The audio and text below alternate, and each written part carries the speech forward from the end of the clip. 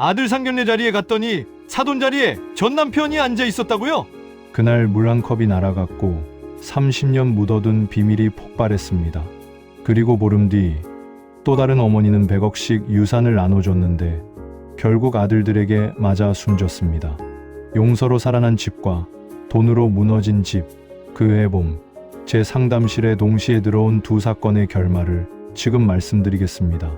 나는 올해 69, 이름은 서기남이다. 사람들이 서 소장님이라 부르지만 소장이라 할 만큼 큰 사무실도 아니다. 을지로 뒷골목 건물 4층에 방 하나짜리 가족 분쟁 조정사 간판을 달고 있을 뿐이다. 경찰서 강력 2팀에서 27년을 굴렀다. 살인, 강도, 상해, 사람이 사람을 해치는 일이라면 웬만한 건 다 봤다고 생각했다. 그런데 정년 직전 번아웃이 왔다. 어느 날 아침 경찰서 현관 앞에서 발이 떨어지지 않더라. 마치 큰 자석이 바닥에 붙어 있는 것처럼. 그래서 내려놨다. 배지도 수갑도 27년간 써온 볼펜 한 자루까지. 아내는 10년 전에 먼저 떠났고 아들은 미국 가서 연락이 뜸해졌다. 집엔 라디오 하나, 오래된 커피 포트 하나, 그리고 습관 하나가 남았다. 사건 파일을 펼치면 오른손 검지로 책상 모서리를 3번 탁, 탁, 탁 두드리는 것. 그 소리가 내 심장을 다시 근무 모드로 돌려놓는다. 그 해봄 4월 둘째 주 화요일이었다. 사무실로 두 사건이 거의 동시에 들어왔다. 하나는 오전 10시, 다른 하나는 오후 2시. 먼저 들어온 건 한영숙 씨였다. 회색 카디건에 검은 바지, 손가방을 무릎에 올리고 앉아서는 한동안 말을 잇지 못했다. 나는 기다렸다. 27년 강력계에서 배운 게 있다면 사람은 준비가 되면 저절로 말한다는 것이다. 서 소장님, 상견례에서 물컵이 날아갔습니다. 첫 마디가 그랬다. 물컵? 나는 메모지를 꺼내 날짜를 적었다. 4월 9일 화요일 오전 10시 15분. 아들이 올해 32이거든요. 준혁이라고 여자친구가 생겼다고 해서 그 집안과 상견례를 하기로 했어요. 장소는 강남의 어떤 한정식집이었고 저는 일찍 도착해서 기다리고 있었죠. 영숙 씨의 목소리는 떨렸다. 손가방의 끈을 계속 만지작거렸다.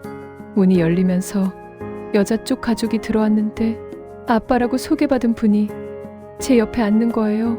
그런데 그녀가 고개를 들었다. 눈이 빨갛게 부어 있었다. 제 전남편이었습니다. 나는 펜을 멈췄다. 전남편? 30년 전에 헤어진 사람이에요. 최동수라고. 그때는 가난한 공장 노동자였는데 지금은 제법 사업을 하나 봐요. 양복도 말끔하고 머리도 깔끔히 빗었고 그런데 저를 보더니 얼굴이 하얗게 변하더라고요. 영숙 씨는 잠깐 말을 끊었다. 가방에서 손수건을 꺼내 눈가를 닦았다. 처음엔 서로 모르는 척했어요. 안녕하세요 하고 인사만 했죠. 그런데 아이들이 얘기하는 걸 듣다 보니 여자의 이름이 수빈이더라고요. 최수빈. 그 사람 성을 쓰고 있는 거예요. 아, 그렇구나. 나는 상황을 정리했다. 아들 준혁이가 만난 여자친구 수빈이가 영숙 씨 전 남편의 딸이라는 얘기다. 확률적으로는 기적에 가깝지만 서울이 생각보다 좁다는 걸 경찰서에서 많이 봤다. 그래서 물컵을 누가 던진 건가요? 네, 식사가 시작되고 1시간쯤 지나서였어요. 동수가, 그러니까 제 전남편이 갑자기 젓가락을 탁 내려놓더니 이 결혼은 안 된다고 하는 거예요. 큰 소리로요. 식당 안이 다 조용해질 정도로. 영숙 씨의 목소리가 더 떨렸다. 저는 왜요? 라고 물었죠. 그랬더니 그 사람이 너 같은 여자 아들과 내 딸을 어떻게 결혼시켜라고. 그래서 제가 참다 못해서 물컵을 집어던진 거예요. 나는 고개를 끄덕였다. 30년 전 상처가 한순간에 되살아났을 것이다. 물론 맞추려고 던진 건 아니에요. 그냥 화가 나서. 그런데 그 물이 그 사람 정장에 다 튀었죠. 그러자 이번엔 그 사람이 벌떡 일어나더니 욕을 하기 시작했어요. 30년 전 얘기까지 들먹이면서. 영숙 씨가 고개를 떨굴었다. 아이들이 놀라서 뛰쳐나갔어요. 둘 다. 그리고 그날 밤부터 연락이 안 되고 있습니다. 벌써 사흘째예요. 나는 메모를 마저 적었다. 실종 사흘째. 이건 단순한 가족 분쟁이 아니라 실종 사건이 될 수도 있다. 경찰에 신고하셨나요? 아직요. 그 사람이 동수가 신고하지 마라. 내가 찾겠다고 해서. 그런데 벌써 사흘이나 지났는데 소식이 없어요. 이상하다. 전 남편이 왜 신고를 막을까? 혹시 30년 전에 어떤 일이 있었던 건가요? 왜 그렇게 화를 내는지. 영숙 씨의 얼굴이 더 어두워졌다. 그건 좀 복잡해요. 나중에 말씀드릴게요. 지금은 아이들이 어디 있는지가 더 중요하니까. 나는 더 묻지 않았다. 사람에겐 저마다 말할 준비가 되는 시간이 있다. 알겠습니다. 일단 아이들부터 찾아보죠. 혹시 자주 가는 곳이나 친구들 연락처 있으면. 그때 휴대폰이 울렸다. 영숙 씨가 서둘러 받았다. 여보세요. 네. 어디라고요? 청주. 병원? 영숙 씨의 얼굴이 하얗게 질렸다. 지금 가겠습니다. 전화를 끊자마자 영숙 씨가 벌떡 일어났다. 아이들이 청주 모텔에서 연기 흡입으로 쓰러져서 병원에 실려갔다고 해요. 나는 재킷을 집어들었다. 같이 가겠습니다. 청주까지 가는 길에 영숙 씨에게서 조금씩 사연을 들을 수 있었다. 준혁이는 어려서부터 아버지 없이 자랐다. 영숙 씨가 혼자서 키웠다. 공장에서 일하고 식당에서 설거지하고 새벽 배달까지 해가며. 그 아이가 중학교 때 한 번 물어본 적이 있어요. 엄마, 아빠는 왜 안 와? 그때 제가 뭐라고 했는지 아세요? 뭐라고 하셨어요? 아빠는 멀리 가셨어. 거짓말은 아니죠. 정말 멀리 가버렸으니까. 영숙 씨의 목소리에 30년 묵은 한이 묻어났다. 그런데 이제 와서 갑자기 나타나서는 너 같은 여자 아들이라니. 그럼 자기는 뭡니까? 30년 동안 양육비 한 푼도 안 보낸 사람이. 나는 조심스럽게 물었다. 그때 왜 헤어지게 된 건가요? 영숙 씨 한참 동안 말이 없었다. 차창 밖으로 지나가는 풍경을 바라보더니 작은 소리로 말했다. 제가 떠날 수밖에 없었어요. 그 사람을 위해서. 더 묻기 전에 병원에 도착했다. 청주의료원 응급실. 동수 씨가 이미 와 있었다. 그는 영숙 씨 말대로 말끔한 정장 차림이었지만 얼굴은 초췌해 보였다. 아이들은? 영숙 씨가 다가가자 동수 씨가 고개를 돌렸다. 중환자실에 있다. 연기를 너무 많이 마셔서. 어떻게 된 거예요? 모텔방에서 담배꽁초 때문에 불이 났다는데 창문도 열지 못하고 문도 못 열고 아마 당황해서 그런 것 같다. 나는 간호사에게 상황을 물어봤다. 두 아이 모두 연기 흡입으로 인한 저산소증. 다행히 생명에는 지장이 없지만 하루 이틀은 지켜봐야 한다는 것이었다. 책임져. 갑자기 동수 씨가 영숙 씨에게 말했다. 뭐라고요? 이 일 내가 책임져. 내가 물컵을 던지지 않았으면 이런 일이 없었을 거야. 영숙 씨의 얼굴이 빨갛게 달아올랐다. 저 혼자 잘못인가요? 당신이 갑자기 결혼 안 된다고 하지 않았으면. 당연히 안 되지. 너 같은. 그만하세요. 둘 다. 내가 끼어들었다. 병원 복도에서 고성을 지르면 안 된다. 지금 중요한 건 아이들이에요. 서로 책임 따지는 건 나중에 해도 되잖아요. 그때였다. 동수 씨가 갑자기 영숙 씨 쪽으로 다가가더니 멱살을 잡았다. 30년 전에 왜 그렇게 떠났어? 말도 없이. 나는 깜짝 놀라서 말렸지만 동수 씨의 힘이 세서 쉽게 떨어지지 않았다. 영숙 씨는 울음을 터뜨렸다. 나예요. 놓으라고요. 왜 떠났냐고. 그때 뒤에서 차분한 목소리가 들렸다. 어른들의 과거는 여기서 끝내요. 돌아보니 50대 후반 정도 되어 보이는 여자가 서 있었다. 동수 씨보다 조금 어려 보였지만 말투에는 단단함이 있었다. 당신이 누구야? 동수 씨가 멱살을 놓으며 물었다. 박순입니다. 당신 아내예요. 아, 재혼한 아내구나. 나는 이해했다. 박순 씨가 동수 씨 손을 잡아내렸다. 병원에서 소리 지르면 안 돼요. 아이들이 깨어나면 어떻게 설명할 거예요? 동수 씨의 어깨가 축 늘어졌다. 박순 씨가 영숙 씨에게도 말했다. 어머니도 마음 가라앉히세요. 지금은 아이들만 생각해요. 영숙 씨가 고개를 끄덕였다.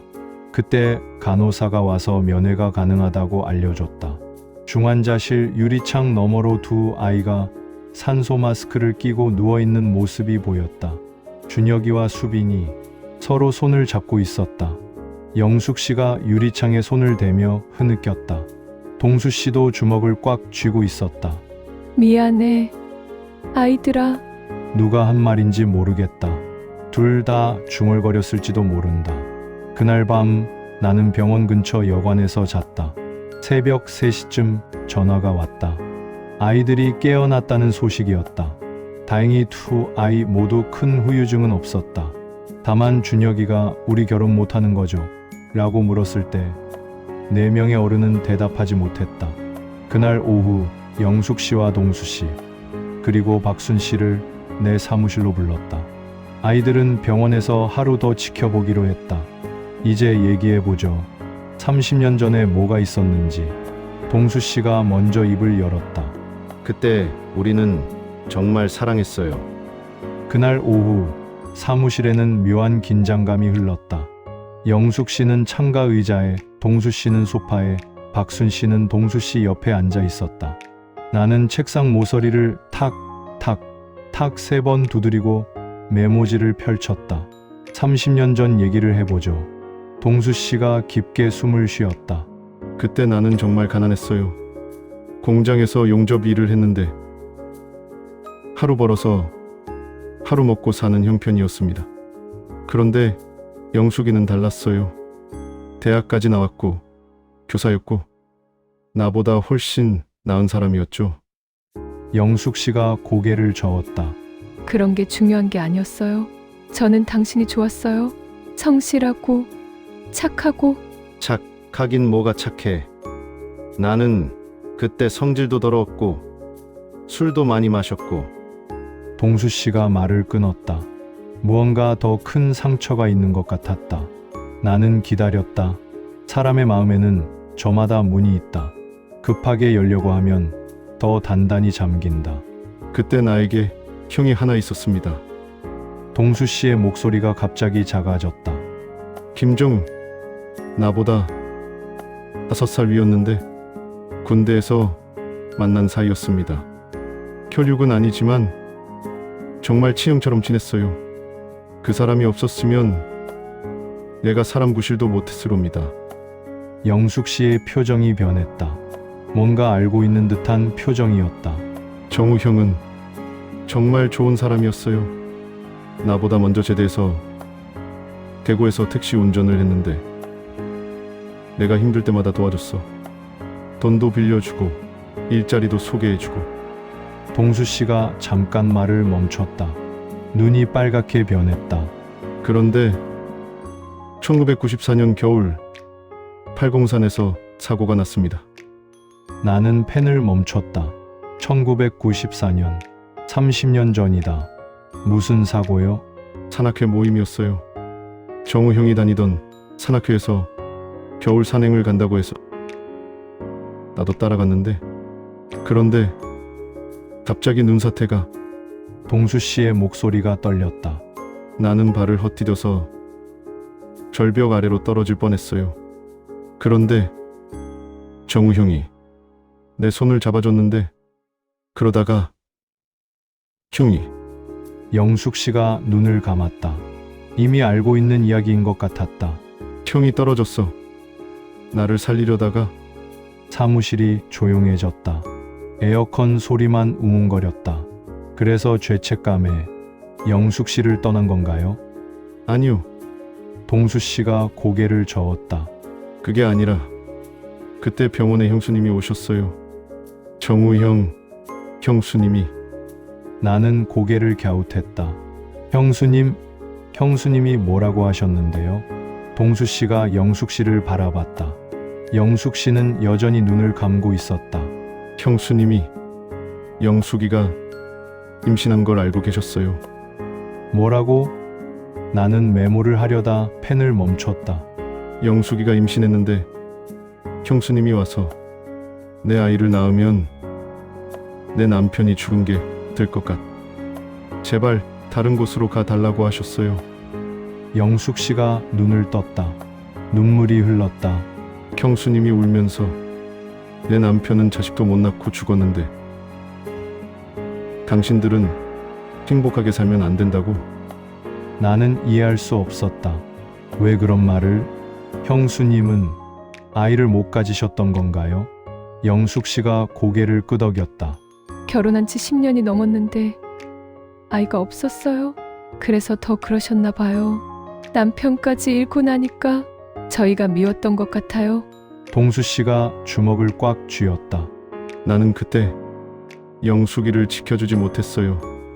형수님 말에 흔들렸고 죄책감에 빠져서 영숙이가 혼자 짐을 싸서 떠날 때도 붙잡지 못했습니다. 영숙 씨가 말했다. 저도 떠나는 게 맞다고 생각했어요. 정우 형님이 돌아가신 게 저희 때문이라고 생각했으니까. 동수 씨가 산에 안 갔으면, 저를 만나지 않았으면 그런 일이 없었을 거라고. 나는 고개를 저었다. 그건 아니죠. 사고는 사고일 뿐이에요. 그때는 그렇게 생각할 수가 없었어요. 영숙 씨가 손수건으로 눈을 닦았다. 그래서 아무 말 없이 서울로 왔어요. 혼자서. 그리고 준혁이를 낳고 혼자 키웠어요. 박순 씨가 처음으로 입을 열었다. 그럼 준혁이 아버지는? 영숙 씨가 대답했다. 동수예요. 사무실이 다시 조용해졌다. 나는 상황을 정리했다. 준혁이는 동수 씨의 친아들이다. 그런데 30년 동안 아버지를 모르고 자랐다. 그리고 이제 동수 씨의 재혼한 딸과 결혼하려고 한다. 그럼 준혁이와 수빈이는 남매가 아니에요. 박순 씨가 말했다. 수빈이는 제 전 남편의 딸이에요. 제가 재혼할 때 데리고 온 아이죠. 아, 그렇구나. 복잡하지만 혈육은 아니다. 그럼 결혼에는 문제가 없군요. 문제가 없기는. 동수 씨가 머리를 감쌌다. 내가 30년 동안 아들을 버려뒀는데 이제 와서 사위로 받는다고? 그게 말이 되나? 영숙 씨가 말했다. 저도 마찬가지예요. 수빈이 엄마한테 어떻게 얘기해요? 제 아들과 결혼시켜달라고? 박순 씨가 차분히 말했다. 그런 건 중요하지 않아요. 중요한 건 아이들 마음이에요. 모두가 박순 씨를 바라봤다. 아이들이 서로를 사랑하고 결혼하고 싶어 한다면 어른들이 과거 때문에 막을 이유는 없어요. 오히려 이 기회에 다 풀었으면 좋겠어요. 30년 동안 묶어뒀던 것들을. 나는 박순 씨가 현명하다고 생각했다. 그럼 다시 상견례를 해보는 게 어떨까요? 제대로. 동수 씨가 고개를 저었다. 아직은 안 될 것 같습니다. 나도 영숙이도 마음의 준비가 필요해요. 영숙 씨도 끄덕였다. 아이들부터 퇴원시키고 차근차근 얘기해봐요. 그날 저녁 아이들이 퇴원했다. 다행히 별다른 후유증은 없었다. 다만 준혁이가 계속 우리 결혼 못하는 거죠? 라고 물어서 답답했다. 왜 못해? 아무 문제 없어. 수빈이가 준혁이 손을 잡으며 말했다. 그래도 부모님들이 그렇게 싸웠는데 그건 부모님들 문제야. 우리랑은 상관없어. 나는 수빈이가 의젓하다고 생각했다. 아버지를 닮았을까? 어머니를 닮았을까? 이틀 뒤 내 사무실에 두 번째 상견례 자리가 마련됐다. 이번에는 한정식 집이 아니라 내 사무실 앞 작은 카페였다. 더 편안한 분위기에서 대화하는 게 좋겠다고 판단했다. 오후 3시 5명이 모였다. 준혁이, 수빈이, 영숙 씨, 동수 씨, 박순 씨. 나는 옆 테이블에서 지켜봤다. 분위기는 처음과 달랐다. 여전히 어색하긴 했지만 적대적이지는 않았다. 아이들이 먼저 말을 꺼냈다. 저희 결혼하고 싶어요. 준혁이가 부모님들을 번갈아 보며 말했다. 수빈이와 2년 동안 사귀었어요. 처음엔 그냥 좋은 사람이라고 생각했는데 시간이 지나면서 이 사람 없으면 안 되겠다 싶었어요. 수빈이도 말했다. 저도요. 준혁 오빠는 제가 힘들 때마다 옆에 있어 줬어요. 우리 결혼하면 안 되는 건가요? 동수 씨가 먼저 답했다. 그게 간단한 문제가 아니구나. 왜요? 준혁이가 물었다. 동수 씨가 영숙 씨를 바라봤다. 영숙 씨가 고개를 끄덕였다. 너희들 사실을 알아야겠다. 그리고는 30년 전 이야기를 했다. 동수 씨와 영숙 씨가 연인이었다는 것, 준혁이가 동수 씨의 친아들이라는 것, 팔공산 사고로 헤어지게 됐다는 것. 아이들은 충격을 받았다. 특히 준혁이는 한동안 말을 잇지 못했다. 그럼 아버지가 계셨던 건가요? 30년 동안? 미안하다. 준혁아, 동수 씨의 목소리가 떨렸다. 나는 너를 버린 게 아니야. 그때는 정말 어린 나이였고 죄책감에 빠져서 어떻게 해야 할지 몰랐어. 준혁이가 고개를 숙였다. 그럼 제 성이 한 씨가 아니라 최 씨인 건가요? 아니다. 영숙 씨가 말했다. 너는 한준혁으로 태어났고 한준혁으로 살아왔어. 그게 내 이름이야. 그때 준혁이가 뜻밖의 말을 했다. 친아버지라고 하신다면 진짜 친아버지는 김정우 아저씨인 것 같은데요. 모두가 준혁이를 바라봤다. 엄마가 저 어릴 때 말해줬어요.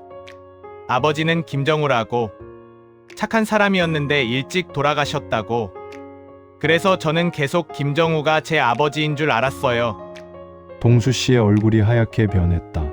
돌아가신 분이니까 성은 엄마 성을 쓰는 거라고 생각했고요. 영숙 씨가 눈물을 흘렸다. 미안해. 준혁아, 그렇게 말할 수밖에 없었어. 진짜 아버지 얘기는 너무 복잡해서. 준혁이가 동수 씨를 바라봤다. 그럼 이제 뭐라고 불러야 하죠? 동수 씨가 한참 동안 말이 없었다. 그러더니 갑자기 무릎을 꿇었다. 아버지라고 불러줄 수 있니? 주변 사람들이 쳐다봤지만 동수 씨는 신경 쓰지 않았다. 30년 늦었지만 이제부터라도 진짜 아버지가 되고 싶어. 그리고 동수 씨가 수빈이도 바라봤다. 수빈아, 너도 내 아들과 결혼해 주겠니? 제발. 수빈이가 눈물을 흘렸다. 네, 아버지. 그날 오후 을지로 뒷골목 작은 카페에서 두 번째 상견례가 끝났다. 이번에는 물컵이 날아가지 않았다. 대신 눈물이 흘렀다. 두 번째 상견례가 끝나고 일주일 뒤 또 다른 사건이 내 사무실 문을 두드렸다. 하지만 이번에는 상황이 달랐다. 경찰서에서 온 연락이었다. 서 선배, 사건 하나 맡아볼 생각 없나? 전화를 건 건 강력계 후배 정민호 경위였다. 나보다 10살 어린 친구인데 내가 정년 퇴직할 때 인수인계를 했던 사이다. 무슨 사건인데? 존속상해 치사. 그런데 좀 복잡해. 나는 펜을 집어들었다. 존속상해 치사. 자식이 부모를 해친 사건이다. 자세히 얘기해봐. 피해자는 박옥분 씨, 78세. 강남에 사시던 분인데 엄청난 재산가야. 건물만 몇 개씩 갖고 계셨다고 해. 가해자는 친아들 둘, 박정훈, 박정수. 그런데 이게 단순한 상속 다툼이 아니야. 나는 흥미가 생겼다. 왜? 피해자가 살아생전에 이미 재산을 다 나눠줬어. 삼형제한테 각각 100억씩. 뭐라고? 각자 100억씩? 그럼 뭘 더 다툴 게 있어서? 막내가 좀 더 받았어. 5년간 모시고 산 대가로 20억 더. 그게 문제였던 것 같아. 나는 메모를 했다. 총 320억. 막내가 120억. 나머지 둘이 각각 100억. 그래서 형들이 화가 나서 어머니를 해친 거지. 그런데 처음엔 자살이라고 주장했어. 어머니가 스스로 목숨을 끊었다고. 증거는? 현장에 흔적이 너무 많아. 멍자국, 늑골 골절. 그리고 이웃들이 소음 신고를 했어. 그날 밤 고함 소리가 들렸다고. 나는 고개를 끄덕였다. 그럼 확실한 살인 사건이네. 그런데 그렇게 끝내기에는 찝찝해서 가족 분쟁 조정사로서 한번 봐줬으면 해. 이 가족이 어떻게 이렇게 됐는지. 나는 잠깐 생각했다. 상견례 사건이 거의 해결된 상황이라 시간은 있었다. 알겠어. 자료 좀 보내줘. 그날 오후 정민호가 사건 자료를 가지고 왔다. 두꺼운 파일과 함께 현장 사진들도 들어 있었다. 피해자 박옥분, 1946년생. 남편 박종철과 함께 작은 구멍가게에서 시작해서 부동산 투자로 큰 성공을 거뒀다. 남편이 15년 전 뇌경색으로 사망한 후 혼자 살았다. 자녀는 삼형제, 장남 박정훈, 차남 박정수, 삼남 박정호. 이 할머니가 정말 각자한테 100억씩 줬다고?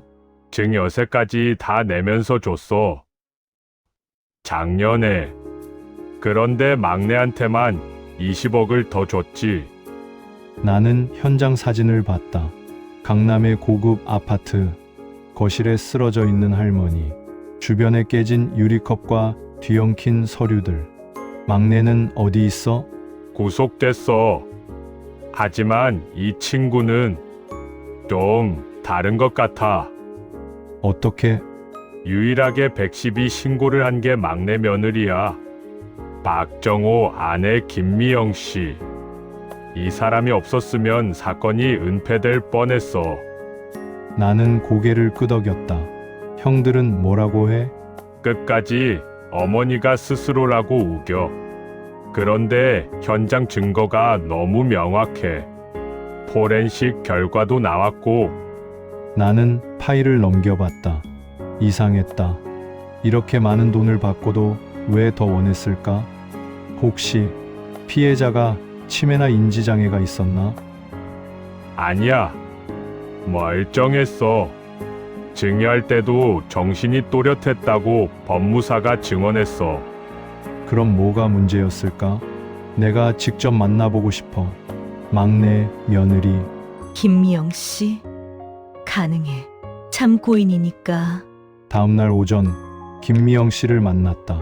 40대 중반으로 보이는 여자였는데 얼굴이 많이 상해 보였다. 며칠을 제대로 잠을 못 잔 것 같았다. 힘드시겠어요. 내가 말하자 김미영 씨가 눈물을 흘렸다. 어머니가 정말 좋은 분이었는데 어떤 분이셨어요? 검소하고 정이 많으신 분이었어요.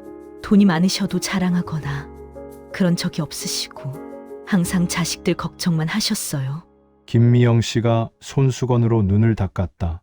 그런데 왜 형님들이 그렇게 했을까요? 100억씩이나 받았는데. 나는 핵심을 물었다. 혹시 형님들이 평소에 불만이 있었나요? 막내분이 20억 더 받은 것 때문에?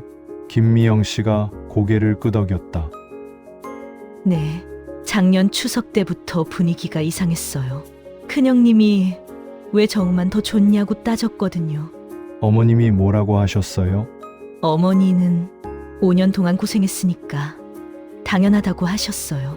그런데 큰형님이 그럼 우리는 뭐냐? 5년 동안 뭐 했냐고. 김미영 씨의 목소리가 떨렸다. 사실은 형님들이 거의 안 오셨거든요. 명절 때나 한 번씩. 어머니 수술할 때도 아프실 때도 다 저희가 돌봤어요. 나는 이해했다.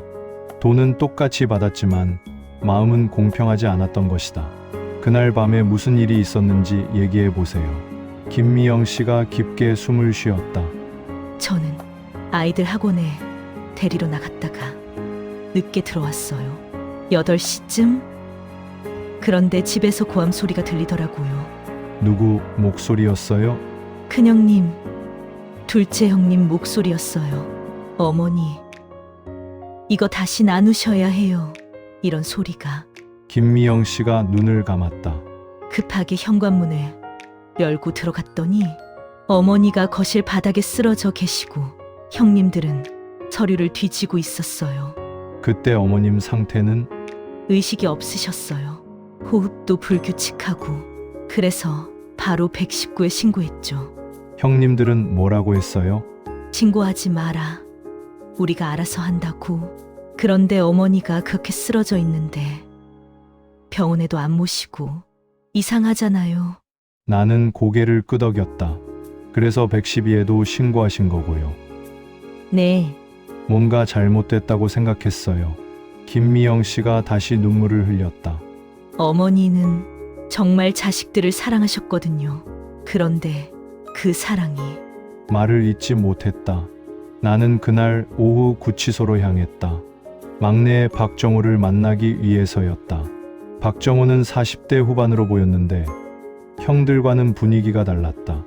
온순해 보였고 죄책감에 시달리는 것 같았다. 형님들을 원망하시나요? 내가 묻자 박정호가 고개를 저었다. 원망할 게 뭐 있어요. 제가 어머니를 지켜드리지 못한 게 죄지. 그날 어디 계셨어요? 회사에 있었어요. 야근 때문에 집에 늦게 들어갔는데 이미. 박정호의 목소리가 작아졌다. 형님들이 왜 그렇게 했다고 생각하세요? 박정호가 한참 동안 말이 없었다. 돈 때문인 것 같아요. 100억씩이나 받았는데 그게 진짜 문제였던 것 같아요. 나는 이해하지 못했다. 무슨 뜻이에요? 어머니가 돈을 주시면서 이제 내가 죽어도 여한이 없다고 말씀하셨거든요. 그런데 형님들은 그걸 다르게 받아들인 것 같아요. 어떻게요? 어머니가 빨리 죽기를 바란다고 그렇게 생각한 것 같아요. 나는 소름이 돋았다. 유산을 미리 주는 것이 오히려 독이 된 것이다. 어머님은 왜 미리 유산을 나눠주신 걸까요? 박정호가 쓴웃음을 지었다. 자식들이 화목하게 지내길 원하셨어요. 자기가 죽고 나서 상속 때문에 싸우는 걸 보고 싶지 않으셨대요. 역설이었다. 화목을 위해 준 유산이 오히려 비극을 불렀다. 형님들하고 평소의 사이가 어땠어요? 그럭저럭 괜찮았어요. 물론 제가 어머니랑 같이 살면서 좀 서운해하시는 건 있었지만 왜요? 형님들은 각자 집이 있으니까 어머니를 모시는 게 부담스러우셨나 봐요. 그래서 제가 계속 모셨던 거고. 나는 이해했다. 박정호는 희생을 했고 형들은 편안함을 택했다. 그런데 유산 분배에서는 그 차이가 겨우 20억이었다. 20억 적다고 생각하세요? 박정호가 고개를 저었다. 적고 많고가 중요한 게 아니에요. 어머니 마음을 알아봐야 하는 건데 형님들은 숫자만 봤던 것 같아요. 그날 저녁 나는 사무실에서 두 사건의 파일을 나란히 놓고 비교해봤다. 한쪽은 상견례 사건, 30년 전 상처가 용서와 화해로 치유되는 이야기. 다른 쪽은 유산 사건, 100억의 사랑이 욕심과 불신으로 변하는 이야기. 두 사건의 차이점이 무엇일까? 상견례 사건에서는 사람이 먼저였다. 돈이나 이해관계보다 가족의 정이 앞섰다. 유산 사건에서는 돈이 먼저였다. 100억이라는 숫자가 가족의 정을 가렸다. 나는 책상 모서리를 탁, 탁, 탁 3번 두드렸다. 뭔가 중요한 걸 놓치고 있는 것 같았다. 장례식이 끝나고 며칠 뒤 나는 두 사건의 마지막 정리에 들어갔다. 상견례 사건은 해피엔딩으로 향하고 있었고 유산 사건은 비극으로 치닫고 있었다. 먼저 상견례 쪽부터 마무리했다. 준혁이와 수빈이의 결혼식이 5월 둘째 주에 잡혔다. 작은 결혼식이었다. 양가 가족과 친한 친구들만 모인 소박한 자리였다. 하지만 그 어떤 화려한 결혼식보다도 의미가 깊었다. 동수 씨는 나에게 주례를 서달라고 부탁했다. 나는 그동안 여러 번 주례를 선 경험이 있어서 흔쾌히 받아들였다. 사랑하는 준혁, 수빈 양, 내가 마이크를 잡고 말했다. 여러분의 사랑은 특별합니다. 30년 전에 헤어진 두 사람의 상처를 치유하고 미움을 용서로 바꾸고 가족의 진정한 의미를 되새겨 주었습니다. 하객들이 조용히 들었다. 영숙 씨가 눈물을 흘렸다. 동수 씨도 마찬가지였다. 박순 씨는 두 사람 사이에서 조용히 미소를 짓고 있었다. 사랑은 기적을 만듭니다. 때로는 30년 전의 상처도 치유하고 끊어진 인연도 다시 이어줍니다. 여러분이 바로 그 기적의 증거입니다. 결혼식 후 작은 피로연에서 동수 씨가 일어나 인사말을 했다. 저는 30년 동안 도망쳤습니다. 목소리가 떨렸다. 아버지로서의 책임을, 남자로서의 의무를 다 버리고 도망쳤습니다. 하지만 이제 알았습니다. 도망칠수록 더 큰 상처만 남는다는 걸. 그리고 진정한 용서는 서로를 이해할 때 시작된다는 걸. 동수 씨가 영숙 씨를 바라봤다. 영숙 씨, 30년 늦었지만 정말 고마웠어. 우리 아들 잘 키워줘서. 영숙 씨가 고개를 끄덕였다. 저도 미안했어요. 혼자 결정해서 떠나서. 이제 다시 시작하자. 진짜 가족으로. 동수 씨가 준혁이에게 말했다. 아들아, 늦었지만 이제부터 진짜 아버지가 되겠어. 그리고 수빈아, 너도 내 딸이야. 수빈이가 네, 아버지라고 대답했을 때 모든 사람이 박수를 쳤다. 피로연이 끝나고 동수 씨가 나에게 따로 말했다. 서 소장님, 정말 고맙습니다. 선생님이 아니었으면. 아니에요. 결국 당신들이 해결한 거예요. 동수 씨가 봉투를 내밀었다. 나는 손을 저었다. 됐어요. 이런 아름다운 결말을 보는 것만으로도 충분합니다. 사실이었다. 27년 강력계에서 일하면서 사람들의 상처와 원망만 봐왔는데 이렇게 용서와 화해로 끝나는 사건을 보니 마음이 따뜻해졌다. 그런데 바로 그 시기 유산 사건은 정반대의 길을 걸었다. 박정훈과 박정수 형제는 기소됐다. 존속상해 치사죄. 법정형은 3년 이상 30년 이하의 징역이다. 나는 마지막으로 구치소에서 박정호를 만났다. 형들, 어떻게 됐어요? 박정호가 물었다. 아직도 믿기지 않는다는 표정이었다. 존속상해 치사로 기소됐어요. 재판은 다음 달에 시작될 거고요. 그럼 실형이 나올까요? 가능성이 높죠. 계획적이지는 않았지만 결과가 너무 심각하니까. 박정호가 고개를 떨궜다. 어머니가 그렇게 되실 줄 몰랐을 거예요. 형들도. 그래도 결과에 대한 책임은 져야죠. 나는 차분히 말했다. 그런데 정우 씨는 앞으로 어떻게 할 생각이에요? 뭐려? 유산 말이에요. 형들이 시형을 받으면 결국 정호 씨가 다 받게 될 텐데. 박정호의 얼굴이 어두워졌다. 그런 돈 받고 싶지 않아요. 왜요? 어머니 피로 물든 돈을 받아서 뭘 해요? 차라리 다 기부하고 싶어요. 나는 박정호가 진심이라고 생각했다. 형들한테 미안하지 않아요? 본인들은 감옥에 가고 정우 씨는 재산을 다 받게 되는데. 박정호가 한참 동안 생각하더니 말했다. 미안하긴 해요. 하지만 이게 어머니 뜻이었으니까. 어머님 뜻? 어머니가 저한테 한 번 말씀하셨어요. 너는 돈보다 사람이 먼저인 아이다라고. 그러면서 형들은 돈이 먼저고 너는 사람이 먼저다. 그래서 너한테 더 주는 거다라고. 나는 고개를 끄덕였다. 박옥분 할머니는 자식들의 성격을 정확히 파악하고 있었던 것이다. 어머님이 이런 일이 일어날 거라고 예상하셨을까요? 모르겠어요. 하지만 형들이 불만을 가질 거라는 건 아셨을 거예요. 박정호가 눈물을 흘렸다. 그래서 더 미안해요. 제가 어머니를 잘 지켜드렸으면 이런 일이 안 일어났을 텐데. 정우 씨 잘못이 아니에요. 내가 말했다. 이건 어쩔 수 없는 일이었어요. 사람의 욕심은 때로는 가족의 정보다 강하거든요. 그날 오후 나는 김미영 씨를 만났다. 서 선생님, 김미영 씨가 사무실에 들어왔다. 미영 씨 얼굴이 수척해져 있었다. 어떻게 지내세요? 그냥 하루하루 버티고 있어요. 김미영 씨의 목소리에 지침이 묻어났다. 앞으로 어떻게 하실 생각이에요? 내가 물었다. 남편 재판이 끝나면 고향으로 내려갈까 해요. 아이들 교육 환경도 바꾸고 새 출발을 하려고요. 좋은 생각이네요. 서 선생님, 정말 고맙습니다. 선생님이 도와주셔서 그이가 마음이 조금 가벼워졌어요. 김미영 씨가 고개를 숙여 인사했다. 아니에요.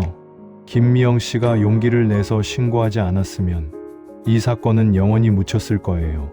그날 저녁 나는 사무실에서 두 사건의 파일을 마주 놓고 비교해 봤다. 상견례 사건 파일에는 웃는 얼굴의 사진들이 들어 있었다. 준혁이와 수빈이의 결혼 사진, 가족들이 함께 찍은 사진들, 모두가 행복해 보였다. 유산 사건 파일에는 차가운 서류들만 있었다. 부검 소견서, 현장 사진, 증여 계약서들, 숫자와 법률 용어만 가득했다. 한쪽은 따뜻했고 다른 쪽은 차가웠다. 한쪽은 사람이 먼저였고 다른 쪽은 돈이 먼저였다. 한쪽은 용서로 시작해서 사랑으로 끝났고 다른 쪽은 욕심으로 시작해서 비극으로 끝났다. 나는 책상 모서리를 탁, 탁, 탁 3번 두드렸다. 그리고 중얼거렸다. 사람이 먼저다. 돈은 나중이다. 창 밖으로 을지로의 네온사인들이 반짝였다. 하지만 그 불빛들도 오늘은 왠지 쓸쓸해 보였다. 그때 휴대폰이 울렸다. 영숙 씨에게서 온 문자였다. 서 소장님, 준혁이와 수빈이가 신혼여행에서 찍은 사진이에요. 정말 행복해 보이죠? 모든 게 꿈만 같아요. 감사합니다. 사진을 열어보니 제주도 바닷가에서 찍은 사진이었다. 두 사람이 손을 잡고 웃고 있었다. 뒤로는 푸른 바다가 펼쳐져 있었다. 나는 미소를 지었다. 적어도 이 사건만큼은 해피엔딩이었다. 하지만 동시에 마음 한쪽이 무거웠다. 박옥분 할머니의 영정 사진이 자꾸 떠올랐다. 그 온화한 미소가 더 슬퍼 보였다. 사람과 돈, 사랑과 욕심, 용서와 원한. 두 사건은 완전히 다른 길을 걸었지만 모두 가족의 이야기였다. 그리고 모두 선택의 문제였다. 무엇을 더 중요하게 생각하느냐의 문제, 누구를 더 먼저 생각하느냐의 문제, 어떤 마음으로 살아가느냐의 문제.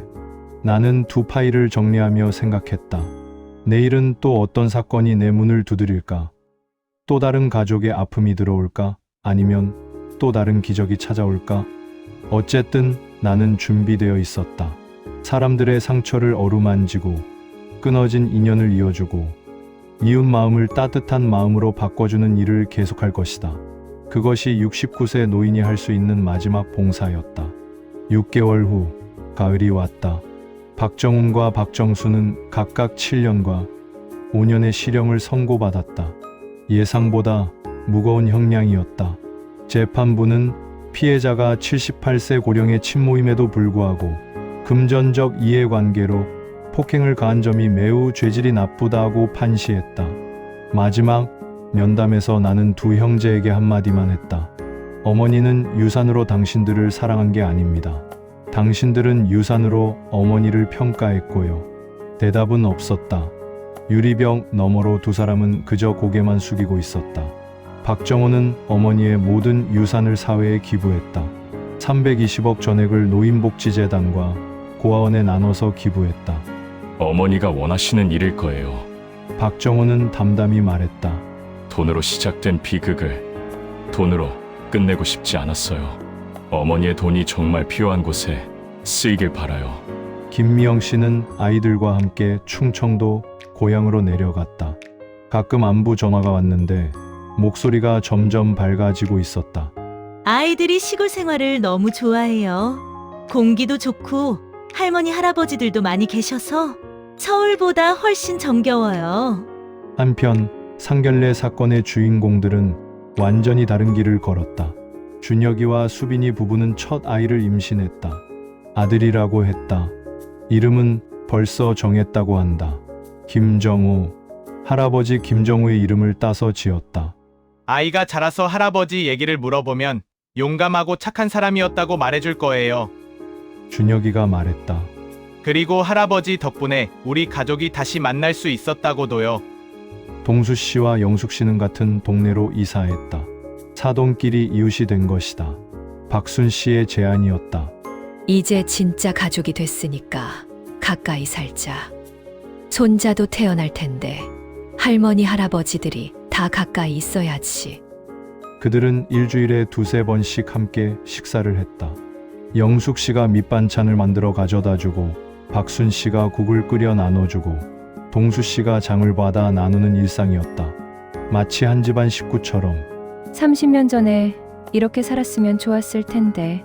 영숙 씨가 한 번은 그렇게 말했다. 지금이라도 이렇게 사니까 다행이지. 늦었다고 생각하지 말자. 동수 씨가 대답했다. 어느 일요일 내 가족이 함께 팔공산을 올랐다. 김정우의 묘를 찾아가기 위해서였다. 묘 앞에서 동수 씨가 무릎을 꿇었다. 형님, 30년 늦었지만 인사드리러 왔습니다. 그리고 이제 형님 덕분에 진짜 가족이 됐다고 말씀드리러 왔고요.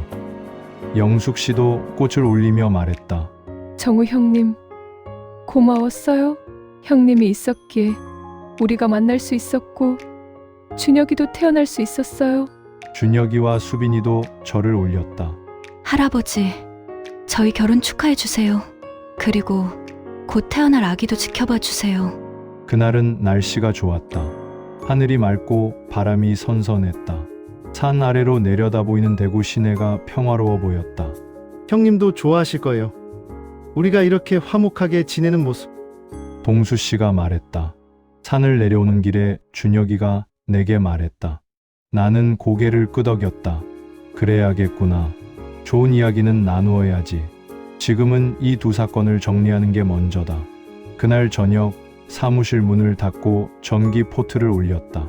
김이 오르고 창문에 얇은 물막이 생겼다. 사건 파일 두 묶음이 책상 위에 나란히 놓였다. 한쪽은 손을 잡아 일으킨 집, 다른 쪽은 밀쳐 떨어뜨린 집. 나는 모서리를 탁, 탁, 탁 3번 두드리고 전등을 껐다.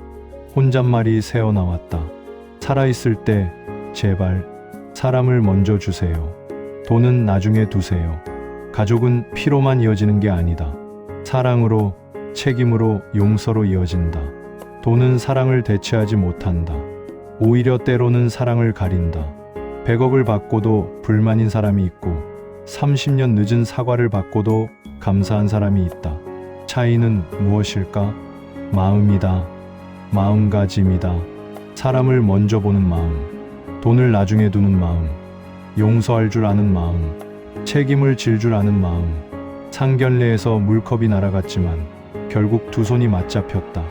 유산에서 320억이 나뉘었지만 결국 가족이 흩어졌다. 사랑은 유산으로 대체되지 않는다. 용서는 유산보다 오래 간다. 이것이 내가 그 해봄 두 사건을 통해 배운 교훈이다. 사람들은 묻는다. 서 소장님, 가족이 뭡니까? 나는 이렇게 대답한다. 가족은 서로를 포기하지 않는 사람들입니다. 때로는 화도 내고 때로는 실망도 하지만 끝까지 손을 놓지 않는 사람들, 그게 가족이에요. 동수 씨와 영숙 씨가 그랬다. 30년 동안 떨어져 있었어도 결국 다시 만났다. 준혁이와 수빈이가 그랬다. 어른들의 갈등 속에서도 서로를 놓지 않았다. 박순 씨가 그랬다. 남편의 과거를 이해하고 받아들였다. 심지어 김미영 씨도 그랬다. 끝까지 시어머니를 지키려 했다. 하지만 박정훈과 박정수는 달랐다. 100억을 받고도 더 달라고 했다.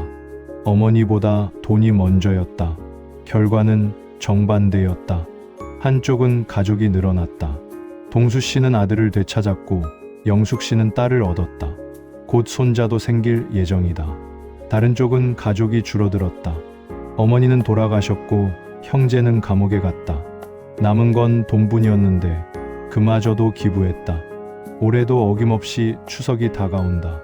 오늘도 어디선가 가족들이 모여 앉을 것이다. 그 자리에서 혹시 돈 얘기가 먼저 나온다면 잠깐 멈춰서 생각해 보시길 바란다. 내 앞에 앉은 사람이 가족인지 상대방인지 내가 지키려는 것이 사람인지 돈인지 30년 후에 후회할 말을 하려는 건 아닌지 가족은 다시 만들 수 있지만 잃으면 되찾기 어렵다.